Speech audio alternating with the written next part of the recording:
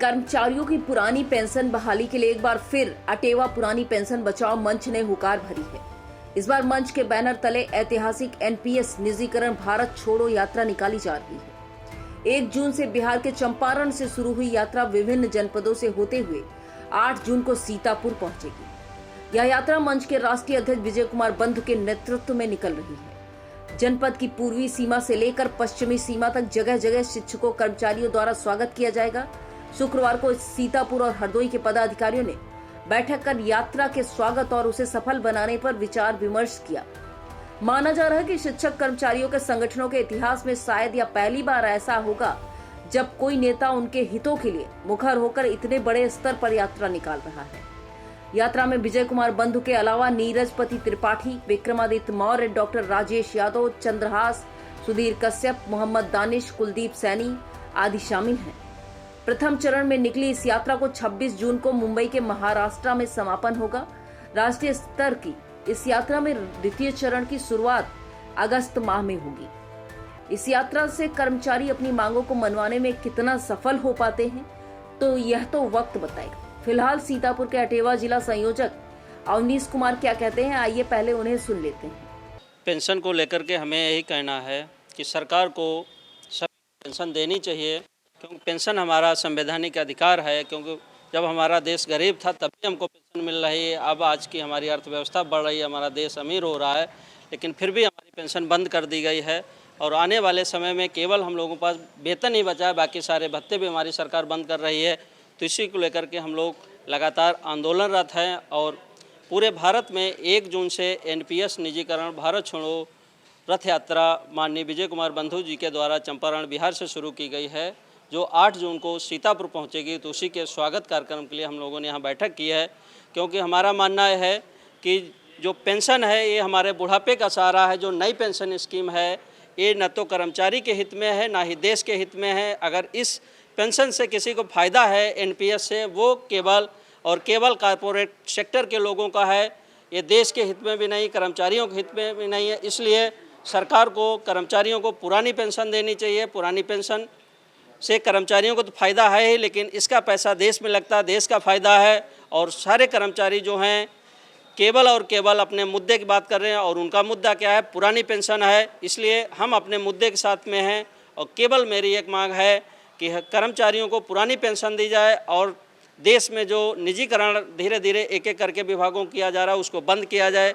क्योंकि युवा पढ़ लिख करके अपना कम से कम 20 से 25 साल गुजारते हैं पढ़ाई लिखाई में, उसके बाद में वो तैयार होते हैं कि हमको सरकारी नौकरी मिलेगी। जब तक हमारा 60-65 साल तक हम काम करने योग्य होंगे, काम करेंगे, उसके बाद हमको पेंशन मिलेगी। लेकिन जब देश में नौकरी ही ख़त्म कर दी जाएंगी, एक एक करके विभाग निजीकरण की तरफ कर दिया जाएगा, तो लोग नौकरी कहाँ करेंगे? और प्राइवेट सेक्टर की क्या स्थिति है आप सभी को पता है, उसको किसी को बताने की ज़रूरत नहीं। आज हमारे जो कर्मचारी रिटायर हो रहे, 1-1, 1.5 लाख वेतन है, लेकिन जो पेंशन मिल रही 3,000, 4,000 या 5,000। और सबसे बड़ी इसकी कमी नई पेंशन व्यवस्था की है कि जितनी पेंशन फिक्स हो जाती है वो पूरे जीवन भर उनको मिलनी है। उसमें न तो कोई डीए लगना, ना ही किसी वेतन आयोग लगेगा, उसका भी फ़ायदा नहीं मिलता है। जब पुरानी पेंशन व्यवस्था में क्या होता है, साल में 2 बार डीए लगता है। जब कोई वेतन आयोग आता है उसका भी फायदा होता है लगातार। जिस हिसाब से महंगाई बढ़ती है पेंशन भी बढ़ती जाती है। शहर के उजागर लाल इंटर कॉलेज में आयोजित बैठक में यात्रा को सफल बनाने के लिए विभिन्न विभागों के कर्मचारियों और शिक्षकों ने रणनीति बनाई। बैठक में अटेवा के मंडल अध्यक्ष, लखनऊ मंडल डॉक्टर आशीष शर्मा व अन्य पदाधिकारियों ने विचार अपने रखे और सुझाव भी मांगे। मंडल अध्यक्ष डॉक्टर आशीष वर्मा और अटेवा जनपद हरदोई जिला अध्यक्ष डॉक्टर जुनैल खान ने इंडिया को क्या बताया वो भी सुन लेते हैं।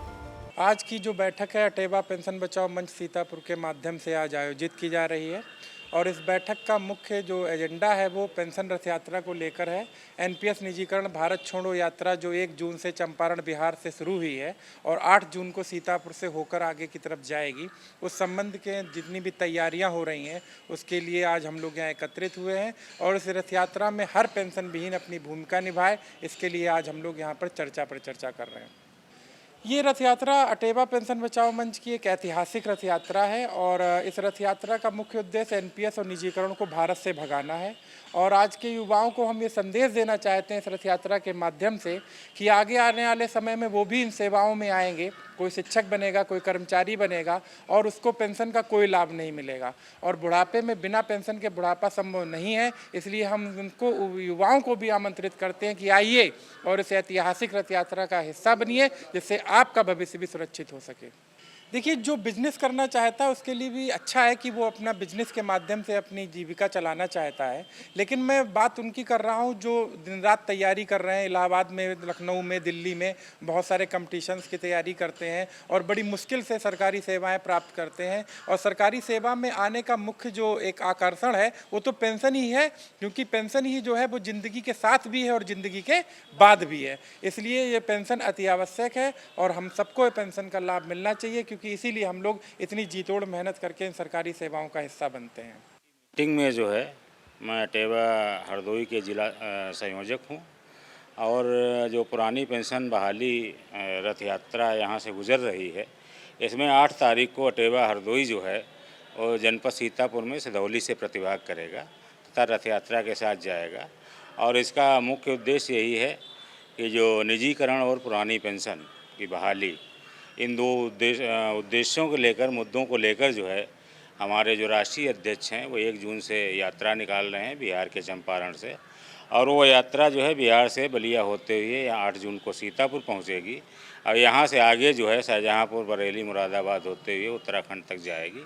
तो मेन उद्देश्य जो आज की यात्रा का था कि ज़्यादा से ज़्यादा जन सहभागिता, ताकि ये हमारी आवाज़ जो है वो गूंगी बहरी सरकारों तक पहुँचे और उन्हें हमारे मुद्दे के महत्व का पता चल सके तथा लोगों का जो बुढ़ापे की लाठी है उसको बहाल किया जा सके। डॉक्टर जैनुल खान, जिला अध्यक्ष अटेवा हरदोई। युवाओं को ये संदेश देना चाहेंगे कि जो युवा हमारे आजकल दिन रात संघर्ष करके नौकरी की चाह में जो है अपना घर बार छोड़ के इलाहाबाद, दिल्ली और विभिन्न जगहों पर पड़े हुए हैं, और अगर सरकार जो है निजीकरण के बहाने से सारी संस्थाओं को ही बेच देगी तो उनको नौकरी कहाँ मिलेगी। और जो निजीकरण है ये वास्तव में देखा जाए, जैसा कि हमारे राष्ट्रीय अध्यक्ष जी कहते हैं कि निम्न और मध्यम वर्ग के खिलाफ अमीरों का षड्यंत्र है, जहाँ पर ना कोई सेवा सुरक्षा है, ना कोई सम्मान है और ना कोई भविष्य के लिए कोई ऐसी योजना है जो उसके परिवार को गारंटी दे सके। उसका कारण है कि सरकार जो है वो जो सरकारी संस्थाएं हैं वो लगातार बेच रही हैं, और उसका सबसे बड़ा कारण है निजीकरण। जिस दिन अगर निजीकरण बंद कर दिया जाए तो आज भी जो है इतने हमारे सरकारी संस्थान हैं जो नवरत्न संस्थाएं हैं, अब उन संस्थाओं में इतना रोजगार के अवसर हैं कि कोई भी हमारा जो योग्य शिक्षित युवा है वो बेरोजगार नहीं रह जाएगा। लेकिन जब सरकार सारी संस्थाएं बेचे दे रही है तो फिर उनको रोज़गार मिलेगा कहाँ, वो बेची जा रही हैं। ये बहुत बड़ा षड्यंत्र है। पूरा देश जो है वो अमीरों और पूंजीपतियों का गुलाम बनाया जा रहा है। जो पुरानी व्यवस्था थी जमींदारी और रियासतीकरण, उसका नया रूप देकर निजीकरण के माध्यम से उसको पुनः जो है प्रतिस्थापित करने का प्रयास किया जा रहा है, जो कि देश का निम्न वर्ग और मध्यम वर्ग जो 90% जनसंख्या है उसके खिलाफ पूरा एक बहुत बड़ा षड्यंत्र है। युवा जो है वो इस चीज़ को समझ रहे हैं और इसीलिए जो है हमारे साथ युवाओं की भी सहभागिता है।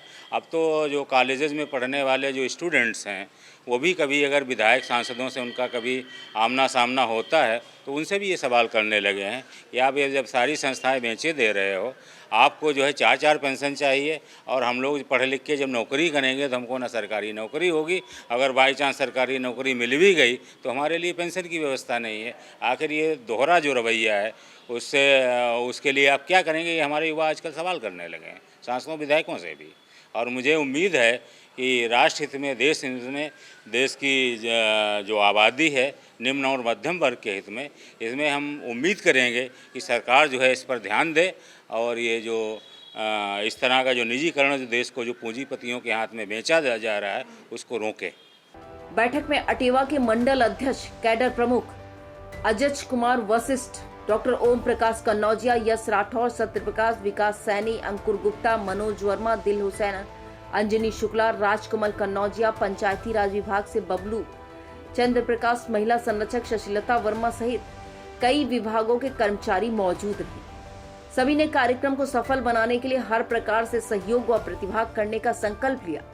राजकीय नेशनल संघ अध्यक्ष महिला संरक्षक शशिलता वर्मा इंडिया से क्या बोली, पहले आइए उन्हें भी सुन लेते हैं। हम लोग आज पुराने पेंशन ऐतिहासिक हम लोग एक मीटिंग में आए हुए हैं। हम अपने पुरानी पेंशन के अधिकार के लिए एक मीटिंग करके समायोजन कर रहे हैं कि हम लोगों को एक समान सबको पुरानी पेंशन का अधिकार मिले। जो हमारे युवा हैं पढ़े लिख के निजीकरण में प्राइवेट जो संस्थाएं बनी हुई हैं और कंपनियों में काम कर रहे हैं, इसके लिए हम लोग एक छत मतलब युवाओं को छत के नीचे हमसे पूछते हैं कि हमारे लोगों के लिए क्या, जैसे निजीकरण है और कम पैसे में ये सब हो रहा है तो परिवार कैसे चला पा रहे हैं, नहीं चला पा रहे हैं। इसलिए हम लोग एक छत के नीचे पुरानी पेंशन और निजीकरण को ख़त्म करें। जब निजीकरण ख़त्म होगा तो हम लोगों को सरकारी जो नौकरियां हैं जैसे पहले थी वैसे एक समान हो जाएंगी। और जैसे पुरानी पेंशन है संसद और विधायक जो सब लोग ले रहे हैं पुरानी पेंशन, हम लोगों के जो अधिकार हैं पुरानी पेंशन को हम लोगों को नहीं दे रहे हैं। इसलिए हम लोग एक छत के नीचे आके पुरानी पेंशन का अधिकार।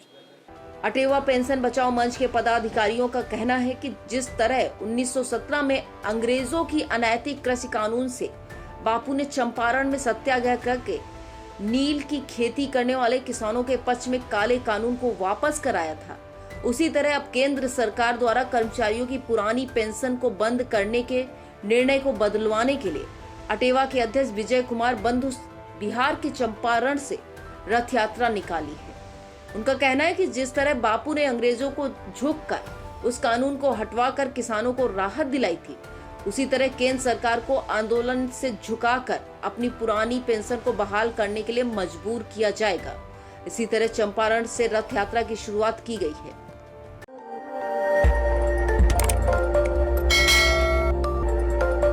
खबर आपकी, नजर हमारी। देखते रहिए आई इंडिया।